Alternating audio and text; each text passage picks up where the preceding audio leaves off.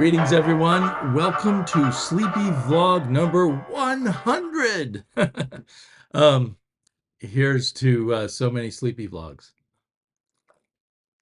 And Happy New Year, about 7 or 8 days too late, at least as of this filming. Um, in fact, this Sleepy Vlog will be a mishmash of stuff, as Sleepy Vlogs are supposed to be. I will share a haul that I got in Connecticut. I'm going to talk about my favorite books of 2024. I'm going to talk about a few other things like stuff I read with my daughter, comic book stuff I read with my daughter this past year, or probably the past 6 months because I can't remember the whole year, um, and reflect on a few other things. So you might have seen I haven't done many videos in the past month and a half. I did do a video based on the comic book FML, which was the idea of Jack from the zine, the horror fanzine called Stapled Spine. And some of you may know Jack from following him on Instagram or elsewhere. Here is the most recent Stapled Spine, Wreck the Halls. Uh, he also, I met up with him recently. He gave me this issue of Stapled Spine, number 24. Great movie there. What is it, Near Dark or After Dark? I always forget the name. I think it's Near Dark. Um, and then he also gave me one of the earliest issues of Stapled Spine. So I really enjoy his zine, which is slapped together old school, I think, with glue and paste up boards and the like. And it's always a lot of fun. And I hope to. So if you saw that previous video, you saw me and Jack wander around Portland and look at a bunch of comic book stores. If you haven't seen it, you might want to take a glance at it. I hope to get him on my channel just to talk about horror and about making his zine sometime soon. This is the envelope that subscribers to the zine get the zine delivered in. So it's great fun to hang out with him. Both of us were also at the birthday party of Jen, Comics Will Break Your Heart, who passed away not too long ago still. What was the date? I can't remember the date when she passed away, but there was her birthday, and then about a week and a half after that party, which maybe was even less time after her real birthday, she succumbed to cancer. And it really, I was not part of her inner circle of friends, but she was a very warm and friendly person. And I did get to hang out with her at her birthday party and one other time in recent months. And she went through so much fighting the cancer, and it was hard to not. You wanted to root for her to win against cancer, and the loss is that much more painful because of that. Plus, because of her youth and what a lovely person she was. But all of us, each person's like a universe here, but we have a limited amount of time. The universe of Jen is gone, and I've been very sad about that. But um, for everyone who's still alive, I'm glad to be hanging out with you. And so, speaking of which, we went to Connecticut to visit my mom, but there's always a bonus in Connecticut because my mom lives not too far away from Higgypop, one of my favorite YouTubers, and one of my daughter's favorite comic book YouTuber. Although I think she has a lot of other YouTubers she likes to watch, but they have nothing to do with comics. Probably K-pop. This is high alcohol bubbly water. No, it's just bubbly water. It's the middle of the day here. Um, so anyway, we visited Higgy. I will put up a picture of my daughter with Higgy. Hopefully she won't mind that. We didn't take any footage or anything, but she got to see the hawk's nest and see the real life Higgy, see someone she'd been watching on YouTube for a long time and then see in real life. I don't know if she got to experience that before. And Jim Higgy was really nice and gave her these 3 volumes of Superman Smashes the Klan. really a present to me too. All three of us are big Superman fans, and I'll get to read this. Um, and it's got this fun sort of animated Superman kind of style to it. So I'm looking forward to reading it. I think I read a little bit of this digitally at one point. Whoops. Uh, so thank you so much, Higgy. And then um, we went after my wife and my daughter had enough exploring the Hawk's Nest. We split up, and Jim and I went to a place called Comics and Coffee, which surprisingly is really near where my mom lives. And it's just a back issue store. They sell barista style coffee there, and they have a few tables and a couch. And the guys running the store were just sitting there playing video games while me and Higgy dug through the bins. And everything was still half off from a sale they'd had a few days before. So we got some nice bargains. And I had to really control myself because I had I had already picked up a bunch of books from a place called the Book Barn, and then I had to um, fit this stack in my suitcase. So this is all I got, but it's a kind of a good amount anyway, and I'm real pleased with it. So I think I'm not sure when this is from, but this is probably the most recent comic that I got there, Death Rattle, I think from the 80s, from Kitchen Sink, a number 5. The original Death Rattle, I think, had things like Richard Corbin and stuff back in the, maybe I'm confusing it with something else, back in the underground days. And this does have some artists well known from the underground, uh, Rand Holmes and Jackson in particular. I'm always craving to find some more Rand Holmes, so I was really happy to find this. But my eye also was caught by the fact that there's some Basil Wolverton in here, which I assume is a reprint from some other time, but maybe it was an unpublished story. I have to dig into this and find out more. Robot Woman. And the Rand Holmes story is quite long. And then there's a Jackson story with a historical setting, which Jackson was kind of a pioneer, I feel like, of history comics, under the name Jack Jackson, I guess, his full name. This is to be continued. This, though, might be a history comic. It's called Buto, a Mountain of Silver. So that was a real cool find. And then Higgy was looking through a box, and I think he showed me this cover, and I was immediately entranced. And then so these are from Red Circle, which was also a Archie Comics imprint. Chilling stories, chilling adventures in sorcery, from the early 70s. And they were, oh, I just learned from Metarog that they were edited by um, Gray Morrow. But I just opened up this issue and saw all this luscious Gray Morrow art and other art, and I had to have it. So I'll have to get the rest. Now that I know that Gray Morrow was the editor, he's probably that's a cover by Gray Morrow. It was the the barbarian warrior on the back of a bird that caught my attention initially. Um, oh, this is written by Gray Morrow and Hama. I assume Larry Hama, with art by Vincent Alcazar. Alazar? Alazar. No, Alcazar. Looks really nice. And this must be Gray Morrow art. I recognize that. Um, I can't put my finger on why I like Gray Morrow art, and it's kind of a rare thing. There's a little bit of Marvel Gray Morrow art. Um, and then there's this, and there's some other bits of Gray Morrow here and there. Um, so I was excited to get that. And then I picked up House of Secrets.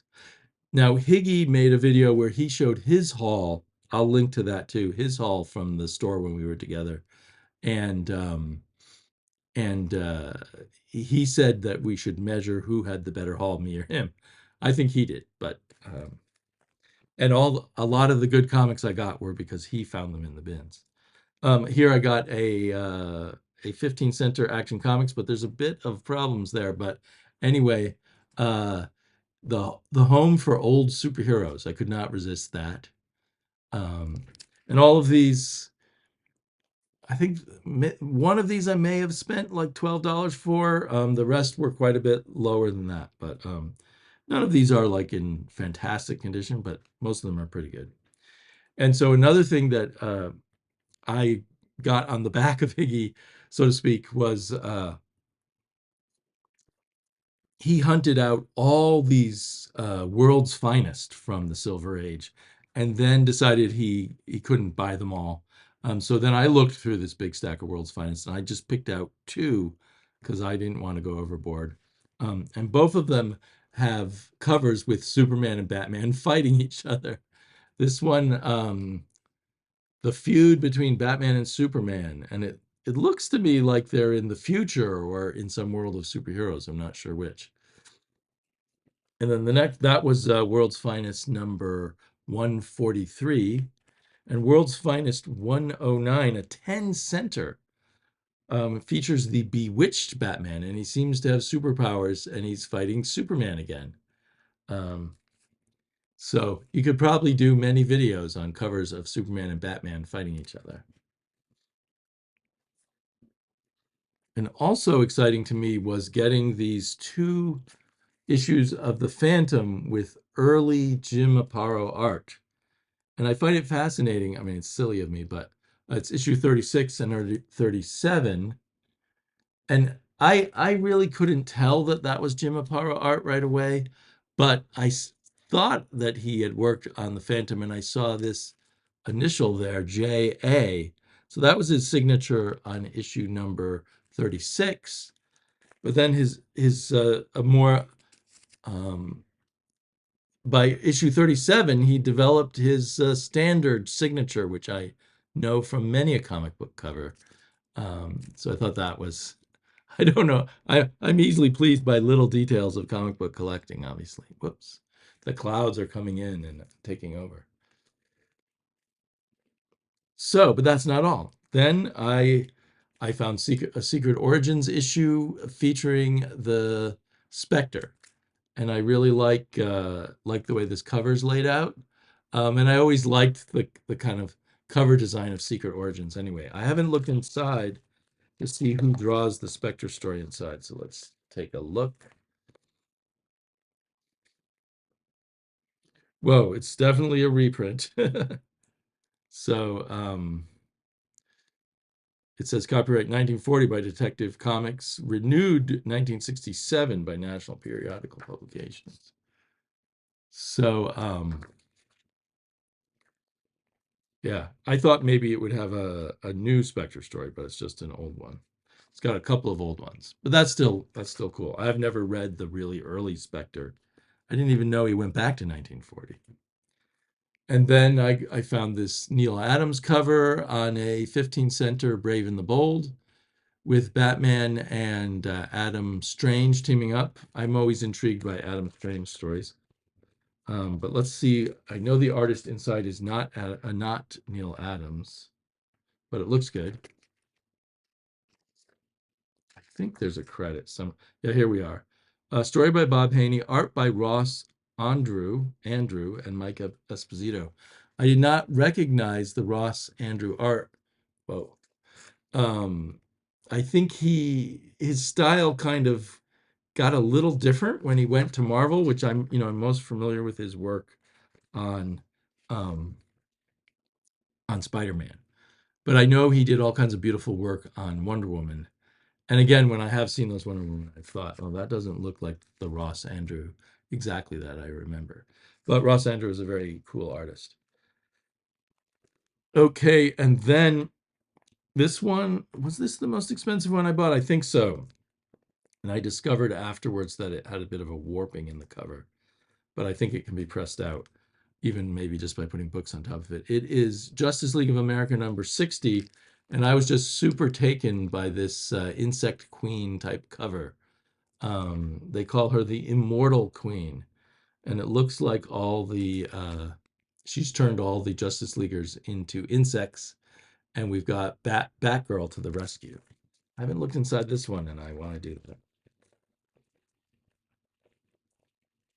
Whoops. Come on. Tape scares me.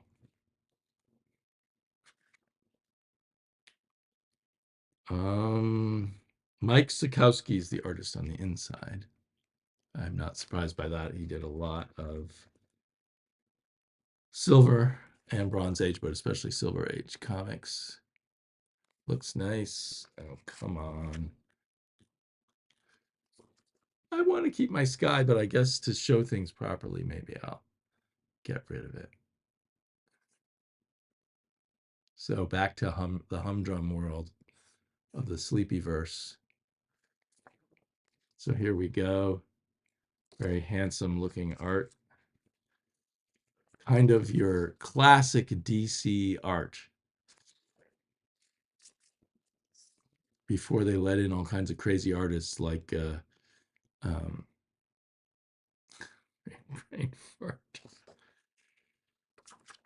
like Neil Adams and who's the guy who did Swamp Thing? Why can't I think of his name? Anyhow, nice Mike Sikowski art.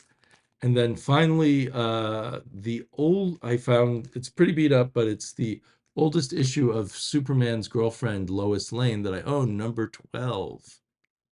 And of course, even back in issue number 12, she and Lois and Lana are having problems uh, deciding who's going to win the heart of Superman, even though he's a giant jerk. Congratulations, Lana. It couldn't happen to a nicer girl. Gulp. Except me. Let's look inside.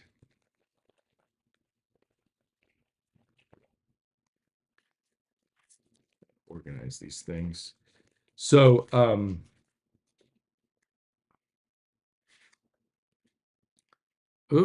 we start out with a mermaid Lois hanging out with Aquaman. Lois isn't entirely faithful either. And there's a loose page. Lois loves Clark Kent. What a twist. She actually loves Clark Kent and not Superman. I can't believe it. Okay, that's some good stuff. The cat is lurking here, wanting to get into the action. The cat known as Millie. Whoops. Not on top of the comics. Want to say hi to everyone? Oh.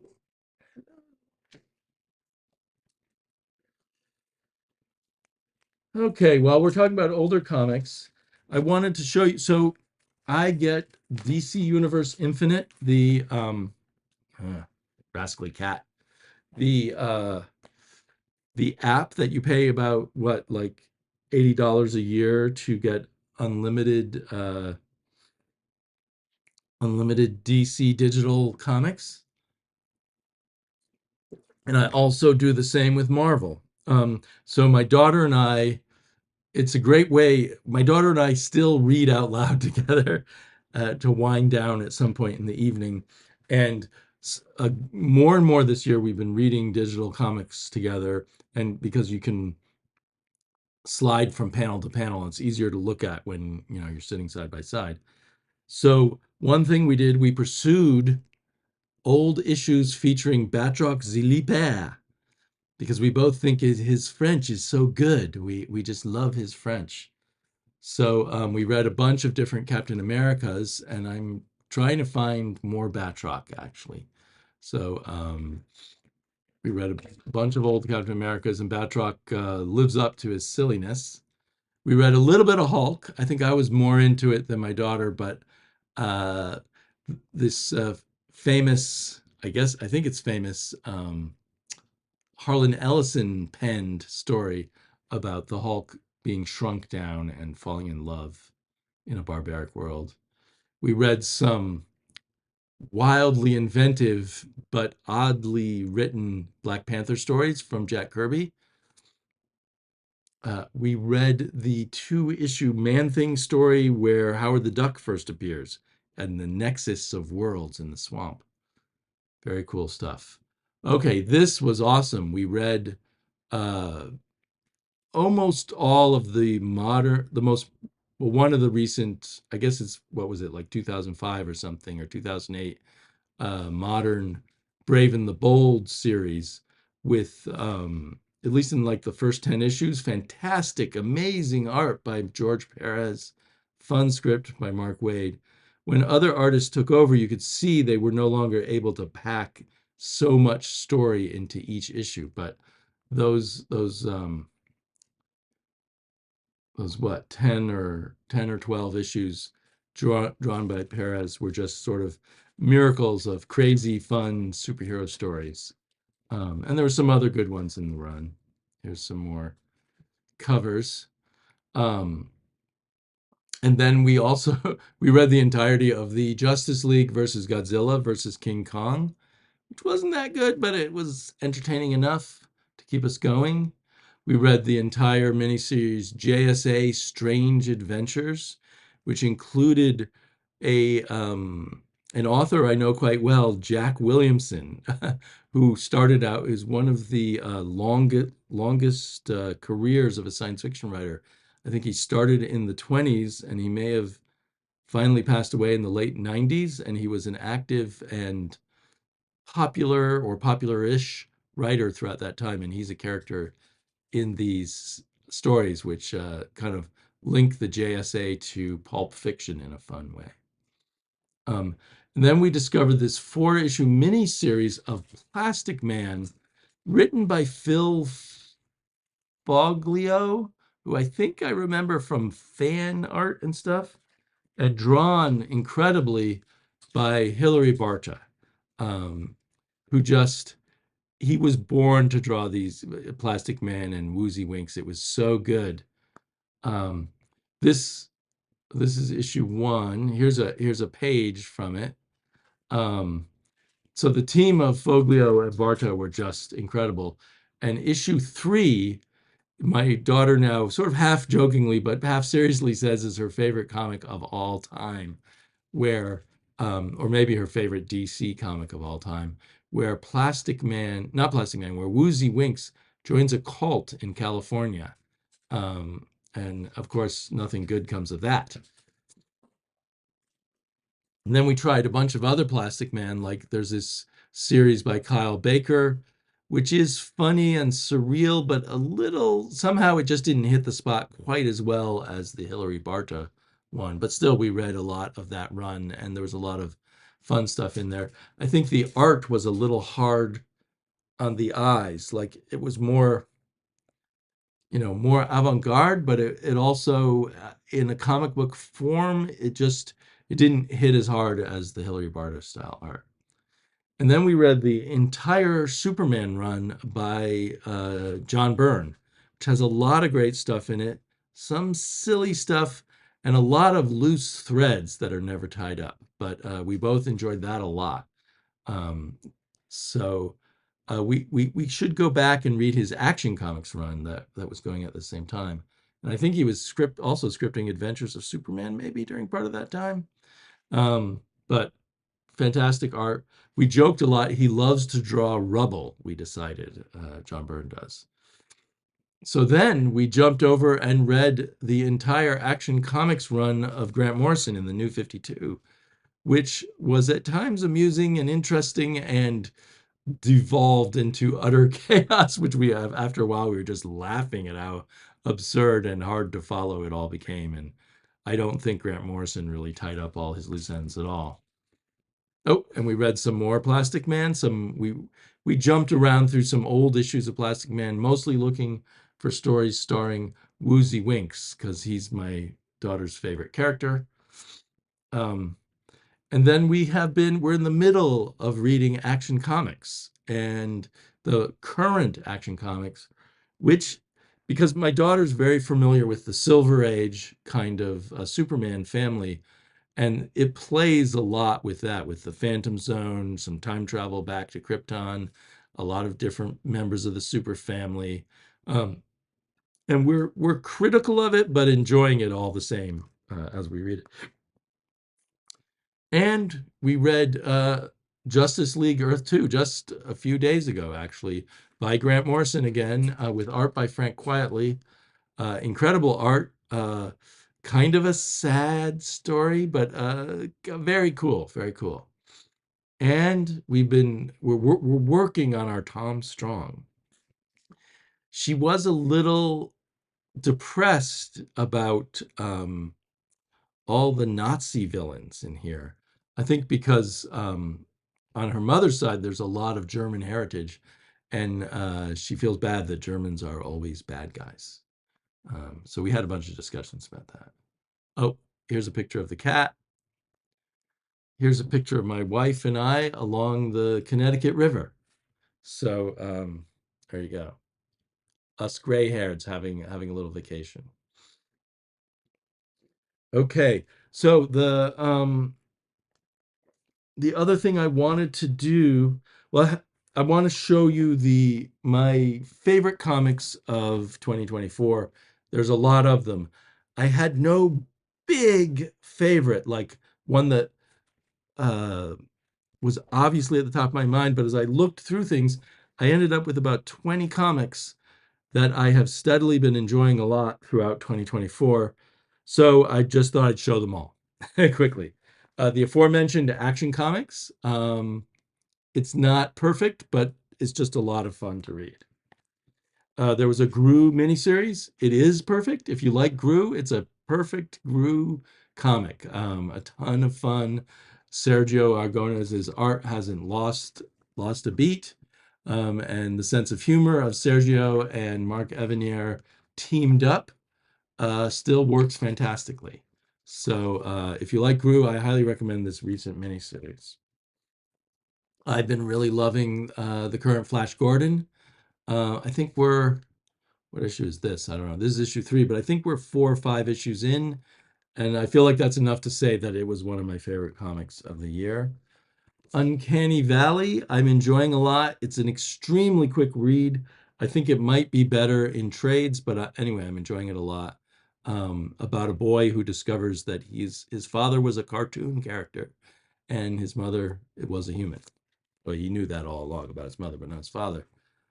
Speaking of cartoon characters, Usagi Yojimbo, it feels like less issues came out this year, and they're padding it out with some reprints of Space Usagi. I'm not that big of a fan of Space Usagi, but the Usagi Yojimbo stories that did come out this year, The Crow, maybe were there only 5 issues total of new Usagi this year, or maybe there were some other issues before this. Can't remember now. But The Crow was fantastic. Definitely at the top of my pile whenever I get it.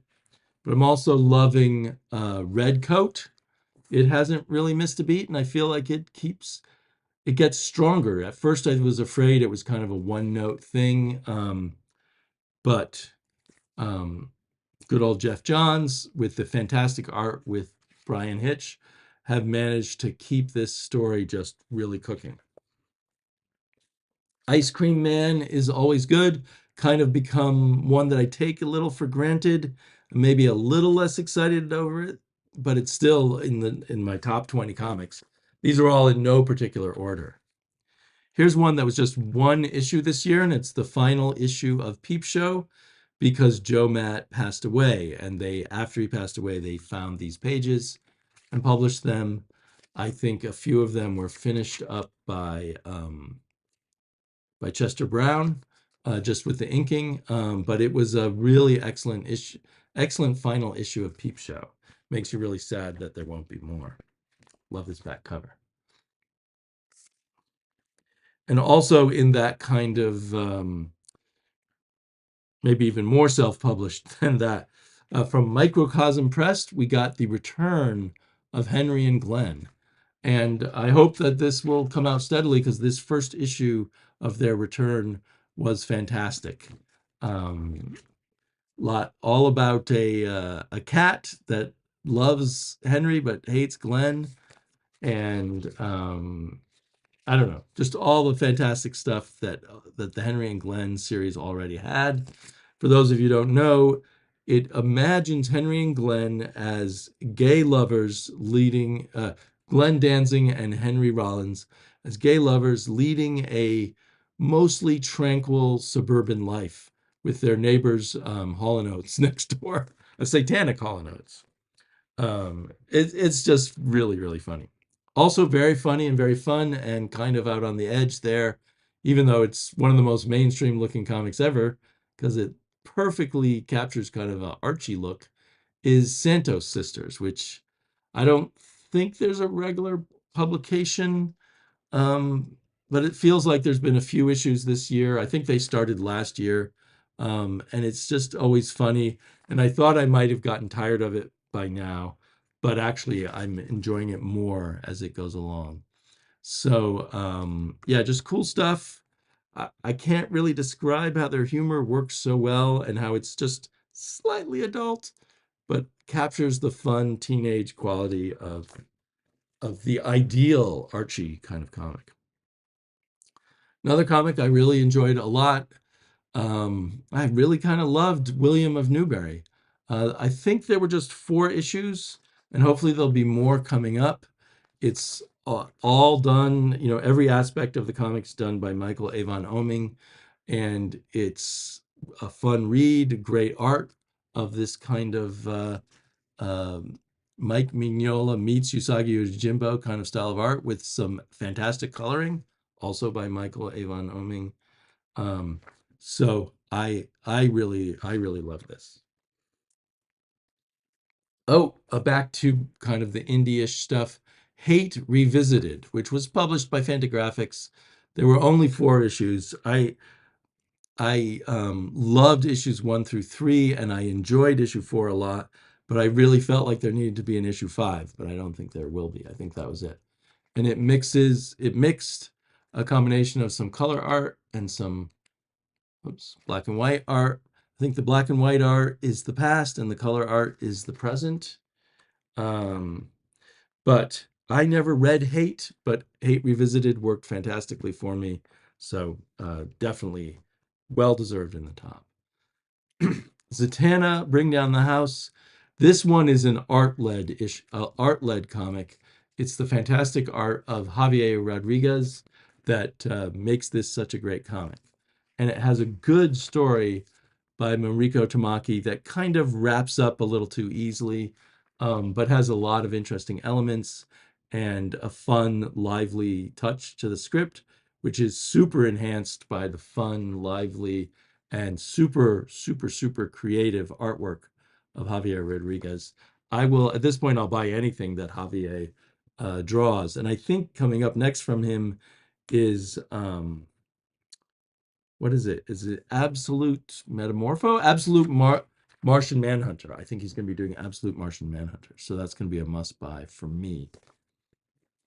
One of my resolutions for my channel is to always keep in mind that I don't want to tell other people what to read. I just want to share what I'm doing, and I don't want to say something's a must read. But I find myself reeling in. It's a fun expression to say this is a must read, or what's wrong with you if you're not reading this comic or whatever. But that's totally not what I want to do. I don't want to tell other people how to do videos. Uh, Everything is just a personal kind of thing. And so I want to make sure I keep it that way on my channel. Barfly, very funny. Um, the actual writer, Peyton Oswald and Jordan Blum are the creators of this universe, but the actual writer here is Kyle Starks and the artist, Ryan Brown. The two of them are just a fantastic team for wacky, crazy fun. If you didn't know, Barfly is about a sort of humanized fly who's created by an evil insect-related villain. The villain has gone off to jail, although later in the comic he escapes, and the barfly is just trying. The fly, the fly creature is just trying to have a regular life. He works at a fast food restaurant. He and his friends at the restaurant have formed a punk rock band, and in his spare time he hangs out at this bar that is the bar that's welcoming to supervillains in this minor threats world. So I just love this series. I hope we get more from the Kyle Starks and Ryan Brown team. Well, I think Ryan Brown now has a new comic coming out with Charles Soule. And another favorite of mine, comic of mine, Geiger from Jeff Johns again, the Ghost Machine Man. And it's it's like High Plains Drifter meets excuse me, High Plains Drifter meets Mad Max with a touch of the Incredible Hulk in it. But we do have the Atomic Knights, so I guess there's supposed to be references in here, I think, to DC Comics in the Silver Age, with that go-go checks there signifying that. Speaking of DC, I absolutely loved these 6 issues of Batman Gotham by Gaslight, the Kryptonian Age. Emphasis on the Kryptonian Age. It's a it's a story all about this alternative kind of uh, steampunk kind of DC world where at some point far in the past was this horrible Kryptonian age that we still haven't really learned too much about. So unfortunately, they turned it into a 6 issue, and then sometime in the spring, another 6 issues will be coming out under another name, but it's really only half done. But I loved it. Coloring's fantastic. I think we had a couple different colorists here, but top level ones. This one is colored by Matt Hollingsworth, art by Leandro Fernandez, and script by Andy Diggle. And it was so good. This is another one I actually read with my daughter, and she loved it too. The more you're into the DC lore, sometimes the more fun all the variations on it are too. Excuse me. Another great comic from this year was Conan the Barbarian, with Jim Zub and team constantly surprising me that they can keep Conan fresh. Um, so it feels like the best Conan comics since the early days with the Dark Horse Conan comics. Um, and we'll see if they can keep it up, but I think they can. I'm pretty positive. I'm pretty optimistic. Another comic I read with my daughter, I also read Gru with my daughter, and she loves that. She loves My Bad, and this might be in closest competition for her with that Plastic Man issue. Not this particular issue, but the whole series, My Bad. She really looks forward to when new issues of this come out. It's kind of a spoof on superheroes. It's fairly gentle and loving to the characters it makes fun of. It's by writers Mark Russell and his friend Bryce Ingram, with art by Peter Krause. And it has such classic characters as Acid Chimp and Emperor King and the Chandelier. So yeah, we loved it. For people who like humor in a subtle vein. I don't know. In some ways, it's like reading Not Brand X from the old days. In other ways, it's like a Mark Russell comic. Now, maybe I shouldn't have included Paranoid Gardens in here because there's one more issue that came out this year or this past year, but I haven't read it yet. And that could change everything, I suppose, in my opinion of it. But I have loved the art and the weird, surreal story in here so much. Definitely been looking forward to this every month, and will be sad it is over. This is by the rock star Gerard Way and artist Chris Weston. Oh, and a co-writer Sean Simon. They all do a fantastic job. Um, it's it's very Grant Morrison. It feels like a good Grant Morrison comic. 2 more to go. I jumped back on Savage Dragon sometime in 2024, seduced by the art. And I have been very glad I jumped back on it. It's lively, funny, lots of well-defined characters. Um, it's it there's no I feel like I could read a few issues, stop, come back, read a few more issues. it's an ongoing saga, but there's no high pressure to know everything, every story, and it's just going to go on and on. So, like an old school comic, you can dip in and kind of figure out what's going on. Um, so, and the art is just getting more and more sort of Kirby inspired, I feel. I mean, it always has been, but okay, this last one is kind of the trickiest for me. It's Savage Sword of Conan. They put out 6 issues this year. I love this format. I have loved a lot of the art. I've loved about half or a little more than half of the writing. So the writing hasn't been always up to what I would hope for, but I'm so glad they're doing this comic, and it's a great deal for the money by the way modern comics are priced. And I think coming up soon is a Roy Thomas pen story. So anyway, all really good. Um, and then I can't say for sure. So there's been 2 issues of FML. I think this may only be like a 5 issue series. I wasn't. I read the first issue basically because my friend Jack was talking about it so much, and we were thinking of uh, doing that video based on the map back here. Where did it go? Based on this map. So I went out and got the issue when I'd passed over it at first. Because when I first looked at it, I thought, well, I looked at the art and said, this doesn't look like it's for me. But after reading it, and especially after reading the second issue, I feel like this is a writer-artist team, Kelly Sue DeConnick and David Lopez, who work as one. I mean, they really work well together. And the story, I haven't been a huge fan of Kelly Sue DeConnick's writing style in the past.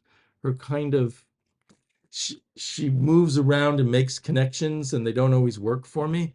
But here it's really working, and I feel like this could be heading in the masterpiece direction, possibly. It could also totally fall on its face. But after reading the wait, second issue, I went back and reread the first because it gave the context had changed for me. Um, and so I think we're looking at a really brilliant comic here. Not a superhero comic, not a fantasy comic in the way you normally think of a fantasy comic. It's more like magical realism, phantasmagoria, real life parent and child issues, just all these things blended together in a possibly fantastic way. We'll see what the year really brings us. Another comic I have high hopes for, but I've only read 2 issues of Monsters by Mark Spears. I think it's going to be 12 issues, so it could has potential to be really great. And also great potential in the beginning. I think we've got the first 4 issues of 12 so far of Grendel Devil's Crucible. So those comics I'm looking for. I'm looking forward to a lot of comics that are continuing into 2025. And I hope you all are ready for a good 2025.